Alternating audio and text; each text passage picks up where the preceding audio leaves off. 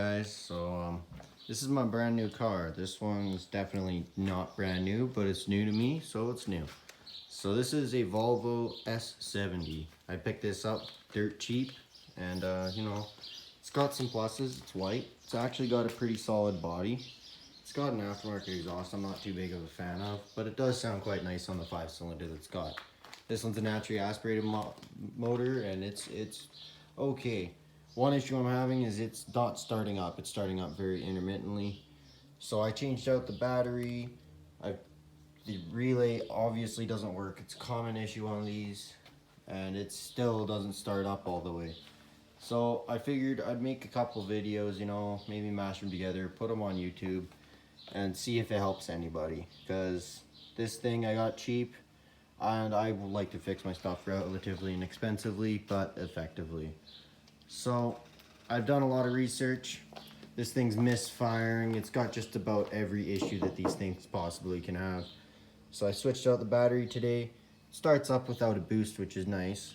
This relay, one thing that you can do that helps fix that problem temporarily is you build a bypass connector. This one you have to just plug in like so.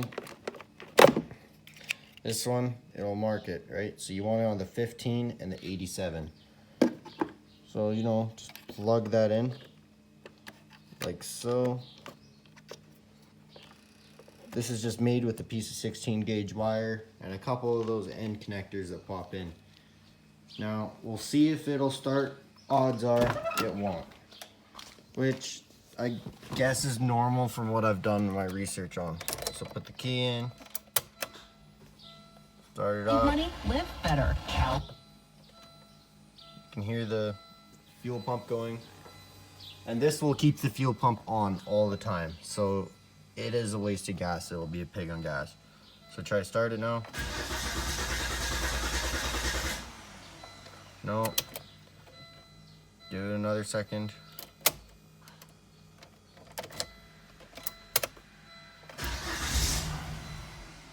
Almost.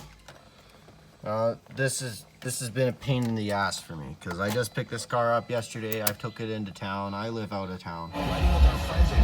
So in order for me to do anything, it's kind of a pain in the butt.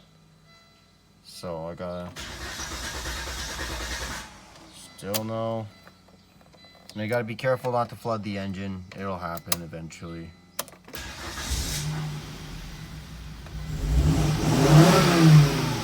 Okay. So we started it. As you can see, we got a faulty ABS module and a brake. The previous owner told me that this has to just get taken into the dealership and get reprogrammed. The dealership told me that this thing doesn't even have an ABS computer. So I don't know why that light is on. I was also told the ABS light, you know, it just turns on anyway. We all die like real men in these. So honestly, right now it's not running too bad.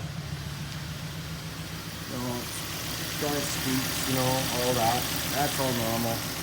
Everything works other than that. It does sound pretty nice, not gonna lie. Considering it's a 5-cylinder, this thing's actually super comfortable, pretty quiet on the inside when you're at highway speeds. One issue that I do have is I got bad brakes, all of that. If you can hear, you can still hear that pump going. That's normal to happen. Now this is what I do. I just disconnect it. Be careful. It will arc a little bit when you first disconnect that first one.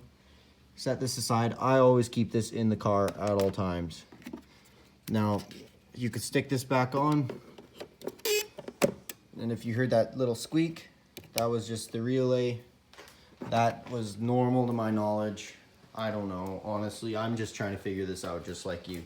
So you'll see my journey. Hopefully it'll help you guys troubleshoot these issues potentially. I just slap this just like that, and then if I ever need it, then I have it.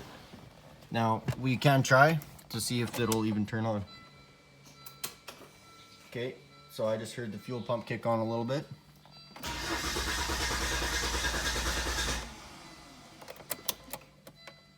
Give it a couple seconds. There we go. Oh, almost. Now these things, I'm told, go through starters, especially when it's like this.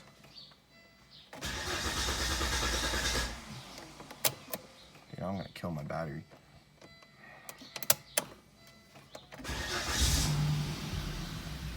Okay, there we go.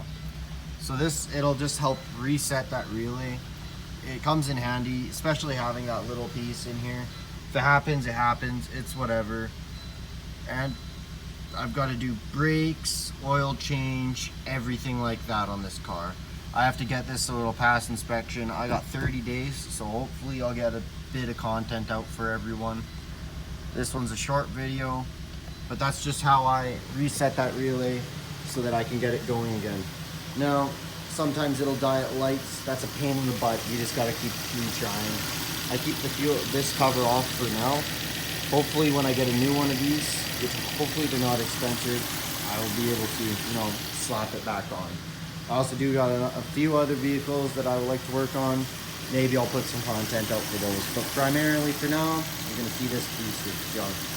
So, I hope you guys enjoyed. I hope you got something out of this video. Stay tuned for more on this car, and yeah, peace.